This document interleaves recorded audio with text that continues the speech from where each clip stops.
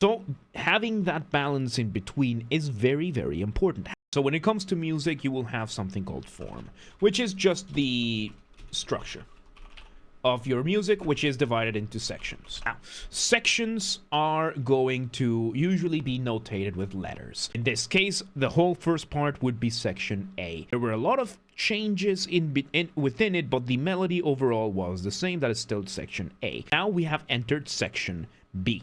Now, when it comes to music, once again, you want a very careful balance between what is familiar and what is new. Too much familiarity, too much repetition of the same thing, it becomes repetitive, becomes monotone, the listener gets bored, they tune out. Too much new stuff way too quickly, well, you overwhelm the listener, they tune out. So having that balance in between is very, very important. However, when you go from section A to section B, you want contrast. You usually want something that contrasts one way or another. So how do you do that without completely bringing entirely new material? Well, you bring stuff that you already have and you re-explore it in a different way. So for example, the syncopation that we were having with the drums and the bass, that is a bit more in the focus. The melody that we had, we add more notes in between and we do an inversion. So inversion in melody, it is when you take a melodic shape